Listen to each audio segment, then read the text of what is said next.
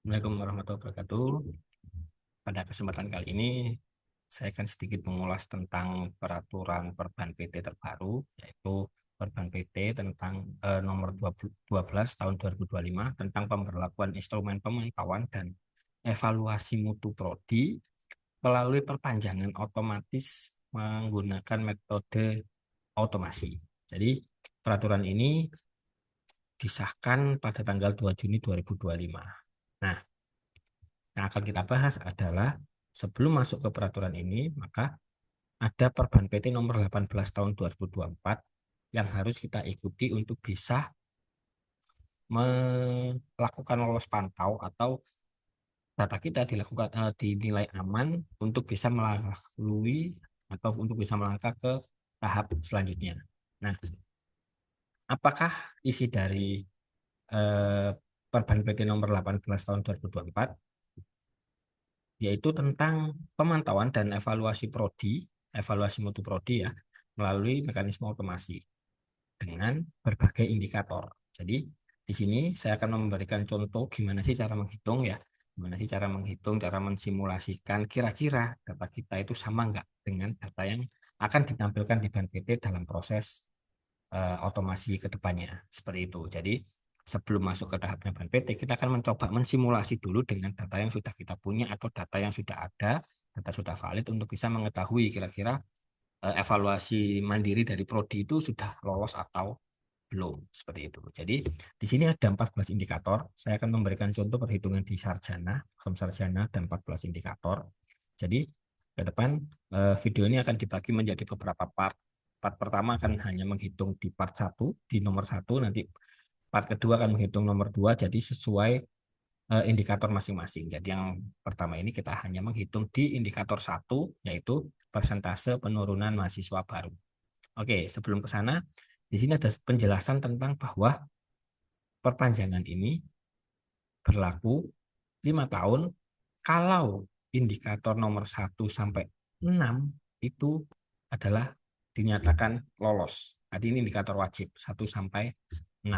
Kemudian di indikator 7, 8, 9 ini pilihan. Ini tentang masa studi, ini pilihan.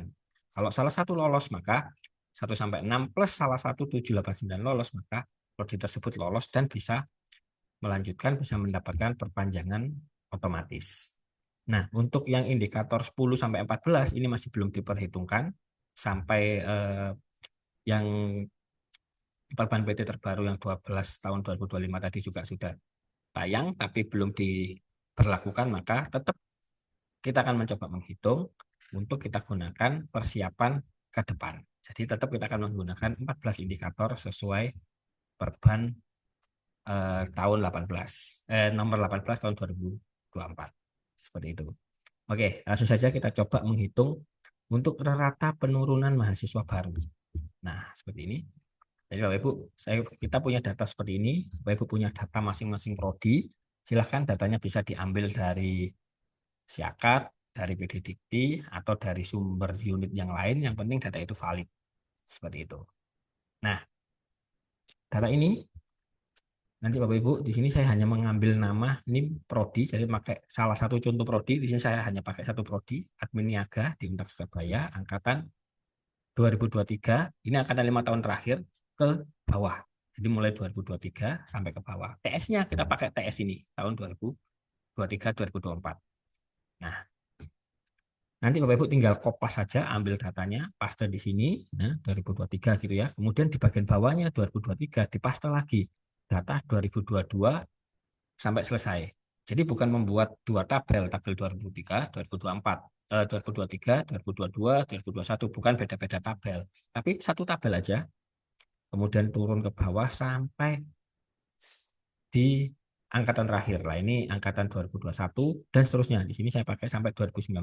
Nah, sampai angkatan 2019 sudah ada semua di sini. Jadi yang kuning ini adalah merupakan mahasiswa pertama di angkatan tersebut, seperti itu. Atau NIM pertama. Nah, ini datanya menjadi satu tabel utama tentang data mahasiswa baru selama 5 tahun seperti itu. Jadi untuk mempermudah rumusnya, untuk mempermudah perhitungannya. Jadi tidak usah dipisah-pisahkan, cukup buat satu aja. Nanti biarkan rumusnya secara otomatis. Jadi kali ini kita akan menggunakan pivot tabel. Oke, langkah yang pertama adalah di menu sisipkan atau insert, pilih tabel pivot atau pivot tabel, klik. Nah, rentang datanya di sini saya klik dulu sampai ada kursornya, kemudian kita blok tabelnya yang mau kita buat sumber data. Jadi seperti ini. Ini kita blok semua. Jadi saya ngeblok mulai kolom B, C, D, E. Nah, ini satu kolom. Maksudnya kenapa? Maksudnya apa? Maksudnya sampai kolom bawah-bawahnya semuanya akan diambil. Seperti itu. Jadi akan dihitung semua data-datanya yang ada di sini. Jadi cukup satu kolom aja, satu tabel aja. Oke. Kemudian pilih sheet yang sudah ada. Di sini ada sheet baru, sheet sudah ada. Jadi kita akan membuat pivotnya di sini. Ya, sampai ada kursornya. Kemudian kita klik posisinya mau taruh mana. Contohnya mau saya taruh di sebelah sini kayak gini. Nah, akan tampil seperti ini. Kemudian di OK. Nah, akan tampil ya ppm ini lokasinya buat. Nah, akan tampil editor pivot tabelnya. Ini saya geser ya Bapak Ibu seperti ini. Nah, ini tampilan pivotnya. Di sini ada kolom, baris, dan lain-lain. Kita hanya pakai baris saja. Kita nggak pakai kombinasi kolom dulu. Kita pakai baris. Barisnya silakan dipilih angkatan. Jadi akan tampil angkatan 5 angkatan ya, 23 sampai 29. Seperti itu. Nah, ini kalau pengen total bisa diklik. Kalau nggak usah, bawaannya sudah langsung dapat grand total. Kalau nggak usah ya dihilangkan aja. Nilainya, ini kan belum ada nilainya ini. 2019 ini kita isi nilai apa? Nilai jumlah mahasiswa berdasarkan apa? Nama boleh, NIM boleh. Saran saya menggunakan NIM. Kalau menggunakan nama nanti, kalau ada nama yang kembar, maka akan dihitung satu. Tapi kalau ada namanya, kalau NIM kan nggak mungkin kembar. Seperti itu. Nah, berhubung NIM-nya diuntak pakai angka, maka akan dijumlahkan secara default. Maka di sini, Bapak Ibu bisa ganti ya. Di sini kan NIM-nya kan di sum. Ini sumnya diganti ke count, count A, count sama count unique. Jadi count A itu adalah jumlahnya. Ya, kalau ada kembar akan dihitung. Selama ada isinya dia dihitung itu di count A. Kalau count unique, kalau ada yang kembar dia dihitung satu. Jadi saya paling sering menggunakan count unique tergantung kebutuhan. Kali ini kita menggunakan count unique. Nah, totalnya adalah seluruh mahasiswanya mulai angkatan 2019 sampai 2023 adalah 851 mahasiswa. Kita cek apakah betul. Ini ya kolom D saya blok. Di sini totalnya 852 karena termasuk kolom satunya baris satu judulnya dihitung. Jadi kalau dikurangi judul 851. Oke, sudah betul. Nah, karena TS-nya di 2023 ini TS, berarti ini TS-1, TS-2, TS-3, ini TS-4 seperti itu. Nah, rumusnya ini di sini rumusnya adalah TS ini ya, di bagian atas ada TS-3 dikurangi TS-4 dibagi TS-4. Kita coba satu dulu, satu kotak itu, satu bagian rumus. TS-3 dalam kurung TS-3 dikurangi TS-4 dalam kurung dibagi TS-4. Nah, ini bagian kecilnya yang ini. Nah, ini tinggal kita copy aja ke bawah sampai 4 bagian kan, 4 bagian sini. Nah, ini adalah yang bagian paling depan, TS kurangi TS-1. TS ya, TS-nya orange dikurangi TS-1 dibagi TS-1. Oke, betul. Nah, ini adalah rumus, ini masih rumus bagian atas. Jadi ini rumus atasnya dulu. Ini rumus atasnya. Saya buat seperti ini. Nah, kemudian belum rumus yang ini. Sekarang adalah rumus keseluruhannya RPPM ya. Mohon maaf di sini saya pisah-pisah Bapak Ibu biar nggak bingung juga. Nah, RPPM-nya berapa ya? Rata-rata persentase penurunan mahasiswanya berapa?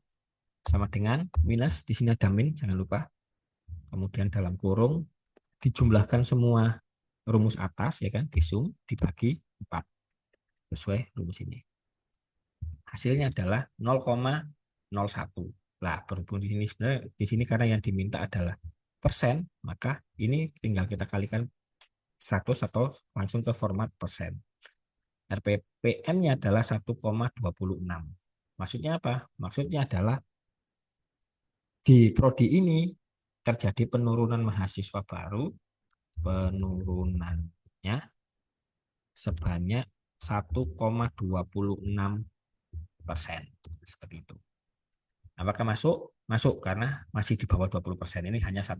Jadi ini masih mencukupi dan dari sini eh, apa diharapkan di poin satu ini sudah lolos dari yang kriteria satu, masih kriteria satu. Jadi nilainya adalah 1,26. Nah, ini merupakan perhitungan dari tim data. Jadi kalau Bapak Ibu nanti apakah ini valid dengan perhitungan bahan PT, harusnya valid datanya. Tinggal kita tunggu aja apakah datanya digunakan data yang benar atau data yang salah.